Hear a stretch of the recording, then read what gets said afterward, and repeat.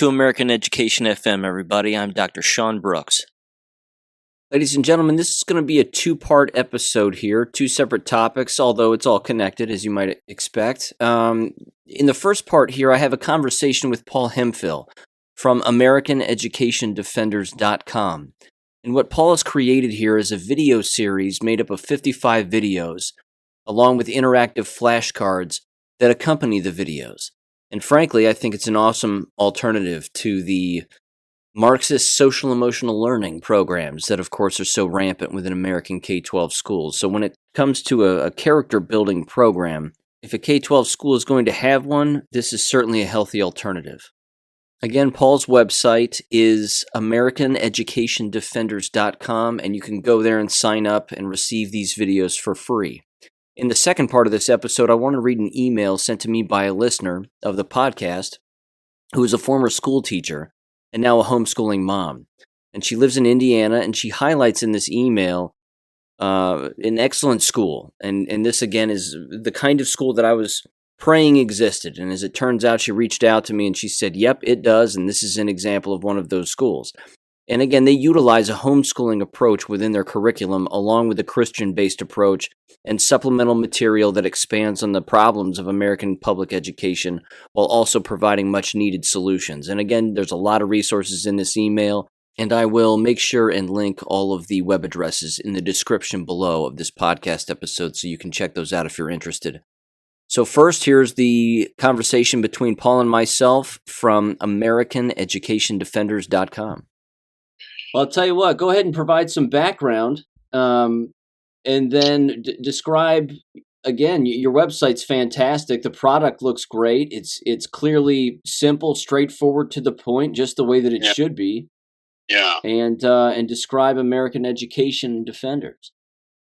Yeah, I'd love to. Thank you very much for the opportunity. I got into this quite some time ago. Quite by accident, actually. I was every 6 months inquiring of my two teenage boys in high school. I'd ask them this simple question: how do you like history? And their standard answer was always, Dad, is boring. We don't like it. And so I'd ask that question every 6 months. So after a few times, one of my sons said, Dad, why do you keep asking the same question knowing you're going to get the same answer? And so I said, okay, fine. So I ran down to the local library and walked in and asked the librarian. I said, do you have any books here that would tell a teenager why reading and studying history is really, really good for you? And she looked at me like I had two heads. She said, of course not. Are you nuts? Yeah. So that was my Damascus moment where I knew that now I had to go on a mission. I had to write the book myself since it wasn't available anywhere. And ironically, the rest is history. That's a play on words, obviously. But so I started researching a topic that was always a favorite of mine. It was a topic on leadership. And so I wanted to go into some historical event in our history to find out what that event could produce the most information about my topic. And I came up with the Battle of Gettysburg of 1863. So I said, okay, that's where I'm going to go. That's where all the information is. And so as I got into it, I realized that I was studying and reading about how human nature works. So if I was an alien from outer space and I was reading these books on Gettysburg, I'd understand how people work, how these humanoids work. And in the process, I'm discovering that there are lots of people in this battle, particularly civilians, who were up to the task of handling their tragic situation on the spur of the moment. And so I thought, wow, I cannot imagine that high school kids would be taught this kind of information that would assure them that they have the same types or the same abilities as adults, except we adults don't give them the opportunity to exercise those abilities. Let me give you an example. There was a young woman at Gettysburg who was asked to tend to the needs of the wounded and the dying. And all she did was take a cool can of water from wounded soldier to wounded soldier. And these soldiers would look up at her and imagine, that's my mother right now, or that's my sister, that's my wife. And she was there to basically give them some hope that they were going to survive. But she really didn't know what to say to alleviate their pain and suffering. But she was able to do something that she didn't realize she was doing, is that she was leading these men across an emotional bridge of hope over which few of us adults could walk alone. And some of these men were able to survive. And at the time that this woman was activating and doing these things during the battle, she was only 15 years old. Now, what's the lesson we learned from that story? Well, we learned that all you need to do to save a life is listen, which is the most important element of communication. And all she did was use the element, or the if you want to call it a talent, of listening and a cup of water, which helped to save the lives of some of these grown men. So it tells us that even a child can save a life. Even a child can keep hope alive where there is none. And so when that story is told in a classroom or on a video, and I've seen it happen, the end of the story, I don't tell the story about how old the girl was until the very end. And you can see the jaws drop in the classroom. Wow. These kids are responding by saying, wow, are you telling me that I could do that too? And my response is, well, I just proved it to you. You know, it's a historical fact. Yeah. It's I guess it comes under your banner of truth, if you will. Sure. And it makes a dramatic impression upon kids. So what I did to make this thing work, I decided that, okay, I've written the book. It became a bestseller. Last year it was a bestseller, I think, 8 times in its category, and number one. And but I came to the conclusion pretty quickly in researching how kids learn that they don't read anymore. What they want to do is they want to watch stuff, whether it's a video game or a video about something on YouTube. So in other words, video is their preferred way of getting information. So I decided, okay, I got to convert my book to video. I mean, kids don't buy my book on Amazon. The parents do. So in converting the book over to video, I decided to make those videos free. And I set up a website like you saw, and started promoting it on a Facebook page. I didn't know much about marketing at the time and how to market a book, but decided to catch on, and these adults were encouraging me to get these videos into the schools. And I wasn't ready for that because I was occupied doing something else, in other words, making a living, and I was doing this kind of on the side. And I was just waiting for the right opportunity as to when I was going to make this a full-time career.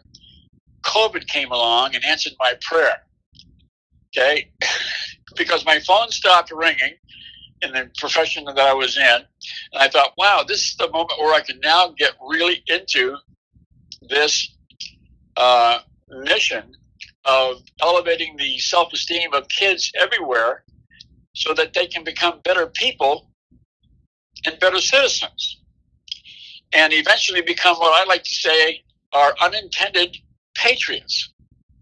I decided, okay, then I'm going to use history, American history, as a way of teaching these kids their positive human qualities, what they can achieve with their lives, not 20 years from now, but today, and the types of elements within their human nature that is so positive that they could and they can be successful with their lives. They don't have to go into years of trial and error to decide what they're capable of. And it's quite a revelation for parents to watch these videos, and it's quite a revelation for kids to see that history is being used in this way. Because I had my last Zoom call was with a 8th grade class in Norman, Oklahoma, and these kids were. And I was asking them. I said, "Look, I'm not here to talk to you. I'm here to listen to you.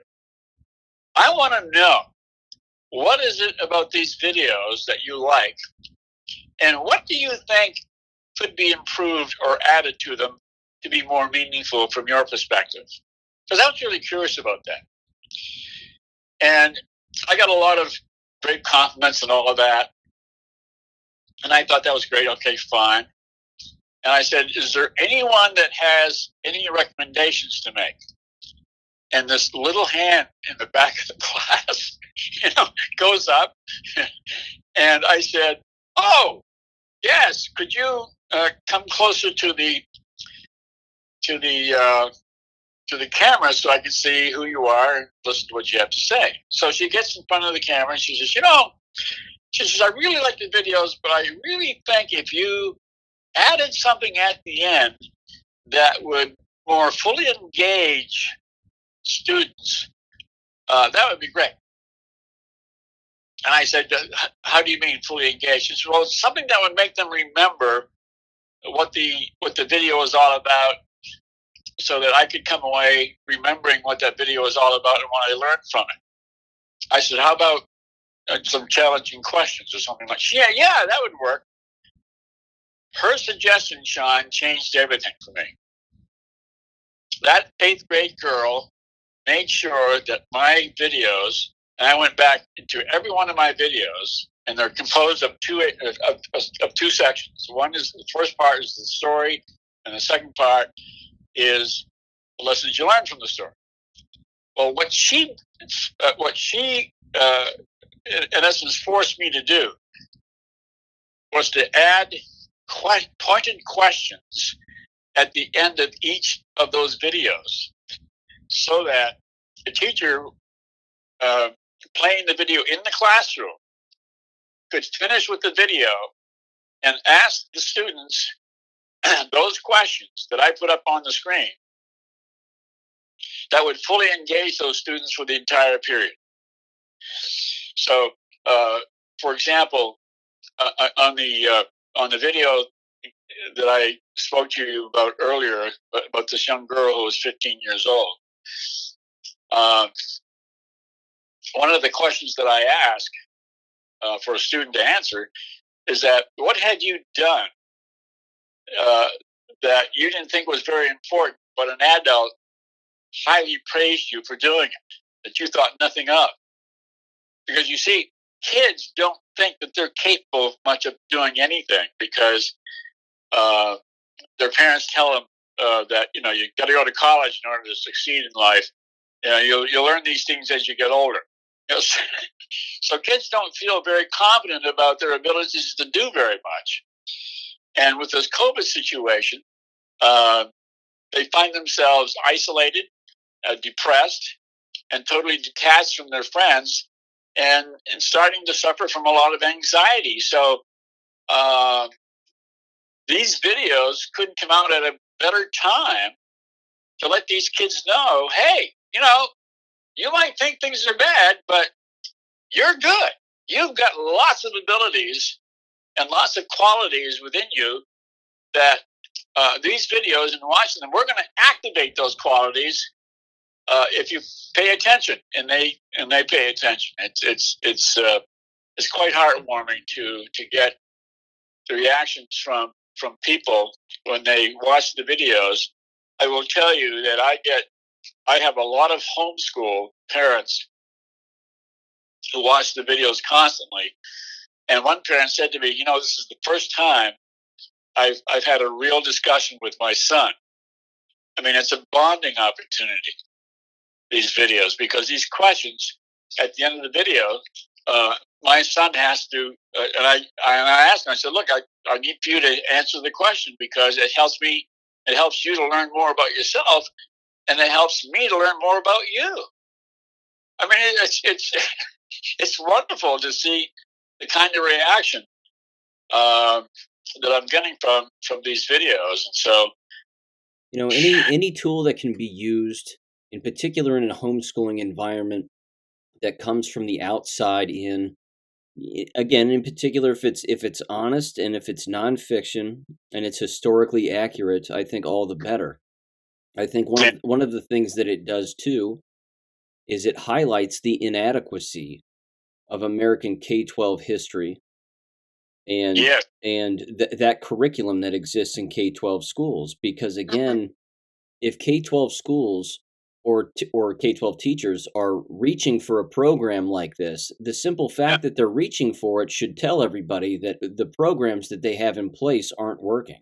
Well, that's true, and and again, that's no disrespect to your video program. It's quite the opposite. I mean, it's saying that the real materials exist. They're out there. They're simple. They're straightforward, and this is really what you're supposed to be teaching. Yeah, exactly. I always like to say that the way history is learned is not so much the fault of the teacher; it's the nature of the subject. In other words, you didn't have lunch with Abe Lincoln last week, but you can decide that 2 + 2 does equal 4. You can use that information, but what are you going to do with the information about World War II or the Progressive Era? What are you going to do with that? Or I don't know. Okay, so history's kind of irrelevant, right? Yeah, it's irrelevant, and that's the problem with the way history is being taught. So my thought here is, Sean, that my mission basically is to interrupt the way history is being taught in our schools. I always like to say that my mission is based on a classic pattern interrupt, that you interrupt a pattern for the purpose of making things better. I like to use the example of, let's say, a candle was the pattern of light for centuries until it was interrupted by the light bulb. Or the horse was the pattern of transportation until it was interrupted by the locomotive, which later was interrupted by the car, the automobile. Or the pattern for news and information was print until it was interrupted by the home computer. So all these interruptions made things better for us, arguably. And so what I'm looking to do is to interrupt the current pattern of how American history is being taught.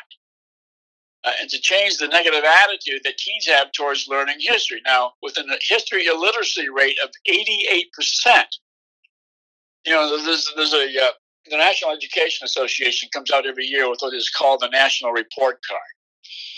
And this past year, they indicated that 88% of all high school seniors have no proficiency in American history. Now, what that means is that they don't know what to do with the information they just studied for the last quiz. Okay, and so it's and so how do you get these kids to gravitate towards history? It brings up an issue that was brought up on YouTube a couple of years ago when a history teacher was asked in Massachusetts, why doesn't the state of Massachusetts test for history on a statewide test, like for math and science? And his answer was astounding. He said, the reason why history isn't being tested is because the powers that be see no value in it. Well, they're rewriting it. Yeah. But to think that there's no value in it is astounding. And so I thought, okay, where do you find history? And I discovered that it's been hidden in plain sight for decades. You find value in history in stories, okay? Because stories give us an emotional connection to what it is the story is about. You teach history with stories, and then the lessons we get from those stories to make it really relevant. So I just remember there was a professor out at the University of Southern California by the name of Antonio Damasio, and he was talking about the difference between reason and emotion. He said, emotion is not the enemy of reason. He says, emotion is what makes reason help you to remember things. It helps you to put value on things. It helps you to remember what things are being discussed in the story. So having an emotional connection is everything. And if you don't have an emotional connection, you have what? A disconnection. That's the reason why the kids are disconnected from history, and they're never going to learn history the way it's being taught now. They simply won't. And so if we're going to continue to teach history the same way we've been teaching it, we're going to get the same results we've been getting. That's the old definition of insanity, right? You expect a different result by doing the same thing over and over again. Right. And so that's what we're getting. And so when you have that kind of high illiteracy rate, what do you have? You have a national security issue. If you don't know what your country stands for, how are you going to stand up to our enemies, both foreign and domestic? You cannot defend what you cannot define. And that's where we are in this country with the teaching of American history. So what I'm trying to do with my program, Sean, is to introduce it to the schools as a character development program, not as a program that's going to change the way your history teacher teaches history. That's never going to happen. Or I should say, that explanation would never fly. Okay? Yeah. But high schools or elementary schools would welcome a program that's about character development. There's lots of schools out there that do that. There's lots of companies out there that do that. What makes mine different from their program is that I don't use psychology or theories of psychology to make kids feel better. I use events, true stories from American history, which is totally off the radar, which is totally off their format, which is totally outside the box, if you will, but makes these events and makes the emotions that are tied to those events real and genuine. And that's what I get excited about. And as recently as yesterday afternoon, I was on the phone with a retired high school principal from Harlem. And she told me that the education system is so bad. She said the only place where these videos would work right now is in these very high-priced private schools. She said they would love this stuff. Okay? In the public schools, you'd have to go through so much bureaucracy, so much politics. You'd have to get beyond Common Core, which is never going to happen unless the country changes from Common Core and goes back to reality and the basics again. So, or you could circumvent the public schools by getting to the parents somehow. And you get to the parents by being on social media, letting everybody know who you are, what you do, and all of that. And she made a pretty valid point. So I think there's another avenue that would have to be attacked, and I've brought this up on numerous occasions. I'll continue to do so, and that's that the teacher education line, so to speak, at the university and college level is fading away. And even if you were to attempt to bring these videos to a setting like that, yeah, it would I mean, it would solely depend on the actual professor themselves. Correct. And I think that's another fight all in itself. I mean, they have their own delusions about what they think needs to be taught. Racism this, racism that. Yeah. All of that has nothing to do with of course what you're promoting here, which is again a fantastic thing. And again, the simplicity of it is so important because, like you said, storytelling is the oldest form of learning. Yeah. And it has to continue to be that way as long as the stories are the truth. And then, of course, a person could drill down even more into the individual stories by saying, okay, well, I mean, just like you said earlier, if students aren't taught, and just human beings in general aren't taught appropriate history and accurate history, they're not going to be able to know who the enemy is. There you go. And they're not going to be, they're not going to know how to defend our country from all enemies, foreign and domestic, because they're not going to be able to recognize the enemy. Exactly. But the problem there, of course, is that we have endless history teachers now who are the enemy. And there you go. And it's very difficult for a student to recognize that what they're learning in those classrooms is the exact opposite of what should actually be taught. Thomas Jefferson was a racist, and then of course they're watching all of these statues be ripped down of these historic men and women, and it's demoralizing. And I mean that, but again, if your videos can sort of, shoot some adrenaline into these students and reinvigorate their curiosity, then I think there's no end to the possibility there, and their curiosity is going to lead them to a hopefully lifelong learning, which is ultimately the point. Good point. Very, very, very good point, Sean. The one thing that I always like to say to people is, and it's interesting. I have a Facebook page. It's got about 4,000 followers. That was all done for the past 5 years. It's all organic, the way these people come to that website or Facebook page. But what's interesting is that I have people come to that Facebook page for the wrong reasons. That is, they think that I'm going to be telling a story about how George Pickett failed during the Battle of Gettysburg on the third day.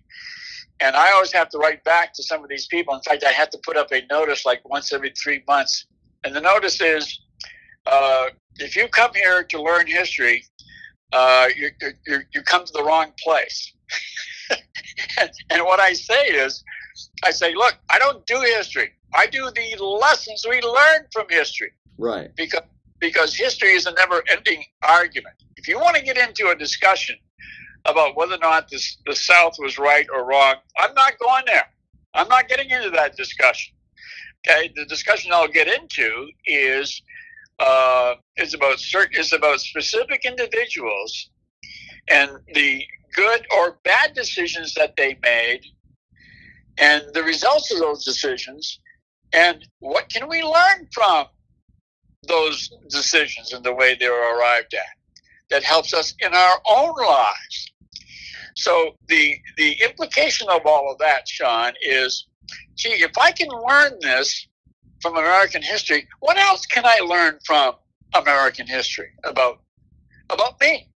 Okay. About me as a person? Absolutely. It's certainly scaffolding. Again, you're putting on an important layer from a character development standpoint that will hopefully do a number of different things, increase their interest in developing their own character and being able to recognize good and bad character, and then at the exact same time, hopefully an interest in learning more about history. Absolutely. The lady who was the former high school principal in Harlem suggested yesterday that she would really like to help me promote this series any way she can, and I told her that we were going to be promoting a volunteer group, a volunteer network of people who want to sign up and basically get into the business of volunteering to contact private schools about the program.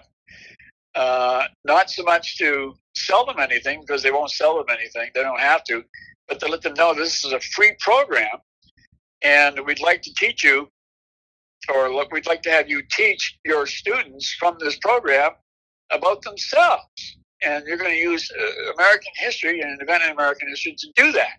Now, here's the objective. I got a phone call about 2 months ago from a guy who said, he says, I don't know what your political leanings are, but he says, I'm a rank liberal.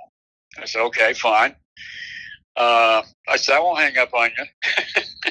and so he said, I really like what you're doing. He said, why don't you, I have a suggestion for you. And I just had to call you. I said, okay, fine. What is it? He said, the country's really in bad shape. Attitudes are terrible everywhere. He said, why don't you take your formula, what you're doing, and instead of focusing on a battle, go national. I said, what do you mean? He said, do a video series like what you've done about Americans of all nationalities, all colors, all creeds, starting back as early as the 1600s up until World War II, so that and do videos of people that you and I never heard of, but people who had achieved something because they were now living in a country, or they immigrated to a country, our country, to exercise their freedoms and become successful in their own lives. So that those kinds of stories being brought into the classroom with a new video series that I'm working on. These kids of all colors and creeds can look at each other and say, your ancestors and my ancestors, they were great in what they did. They taught us that we could achieve things and be successful in our own lives because we live in a land that gives us the freedom to do that. And isn't it great that we are Americans, that we live here in a country that allows us those freedoms to be successful in our own lives? Is to bring this country back together again. And we can do that over the next 50 years. I won't be around to see it happen, and that's okay. We have to change everything. We have to dismantle this. This woman told me yesterday, we have to dismantle the entire education system. I agree with you. Because it doesn't work. I agree. And she said, your program is going to be part of the regeneration of the educational approach that we need to take with our kids. And so, and I agree with you to the point where the public school system, the public schools will never get into this stuff right away. It just isn't going to happen. But the private schools can't, because they're competitive. They're charging $45,000 a year to a parent to send their 15-year-old to their school, and they want stuff, especially if it's going to be free, that's going to be available to help make those students better students. It's a character development program, etc. So that's where we're going to start. We're going to basically get our programs into the private schools first, and these schools, they talk to each other, and we'll see what happens. And I also saw, I think, that you have interactive flashcards that go with it too, yes? Yes, we do. Thank you for asking. They can go to my website. On the home page, the website is Amazon. Amazon. It's AmericanEducationDefenders.com. When you get onto that page, at the very bottom of the page, you can just put in your first name and your email address, and I'll start sending you videos, one every 3 days.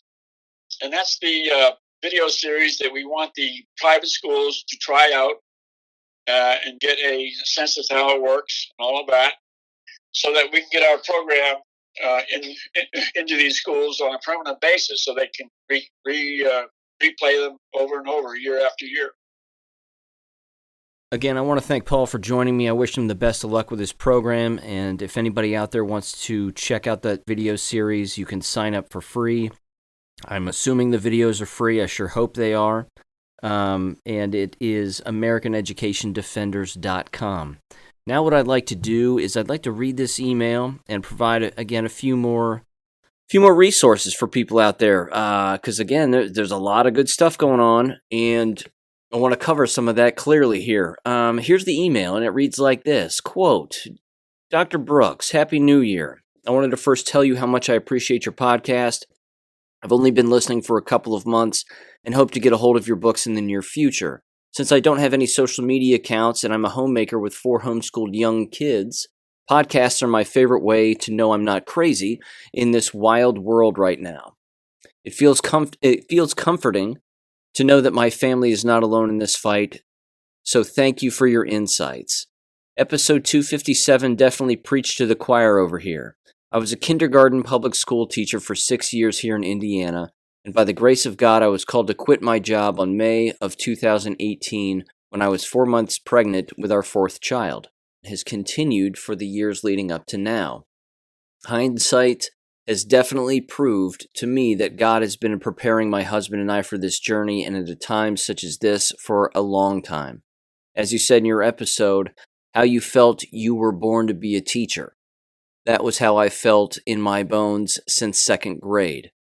However, I look back at my teaching career and I'm just appalled and so thankful to my husband for providing us to make the best decision and for me to be at home with our kids. If I never go back to teaching I will never go back to teaching for obvious reasons, but I'm still born to teach our 4 children in order to mold and equip them for life's ups and downs. She continues and says, in the fall of 2020, we decided to enroll our oldest into a small private school for kindergarten. Mainly because of me, long story, and not exactly sure I was ready to embrace homeschooling, which I have to stop beating myself up over all the time in making the decision to send him to school that I sometimes regret. However, the school we enrolled him in was very much like the schools you were alluding to, where they did not have a mask policy and they did not require immunization records upon enrollment. Here is the school's website. And the school's website here that she gave me is booneprairie.org, BOONEPRAIRIE.org. By Shauna Reinhardt, along with her husband, have made this school happen. I was very impressed with the program and how it was run. It's very encouraging to know that there are families dedicating their lives to standing up for children and their education. I hope to one day begin a similar journey at this school and utilize homeschool curricula as you suggested in the episode. Sounds like a dream. My inspiration comes from Forest Schools, the one-room schoolhouse, once upon a farm, Rory Feek. Not quite sure what that is. Could be a typo, don't know. Classical Conversations, and have a few popping up around my area, Hillsdale and Ron Paul. We are now full-time homeschooling our 1st grader and kindergarten, and other 2 are preschool. We have only been homeschooling for 7 months. I cannot ever turn back from this decision. It truly is empowering and motivating. I pray all families, as well as yours, stay strong in this time for our next generation.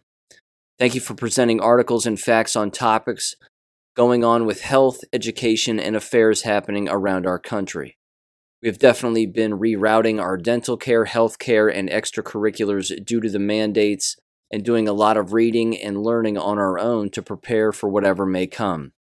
We will keep standing our ground, and it is only making us stronger.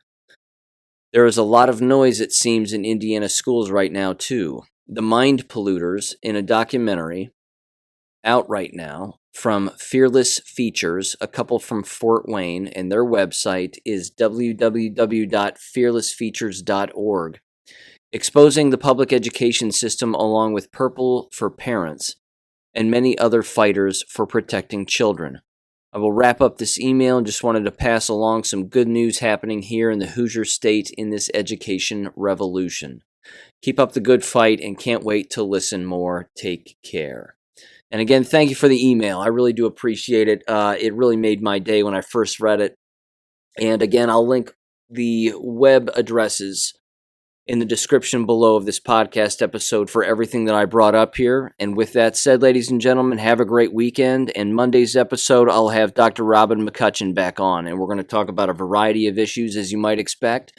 So stay tuned for that, and I'll catch you on Monday. Thank you for listening to American Education FM. Make sure and check out AmericanEducationFM.com for more information. Take care and God bless.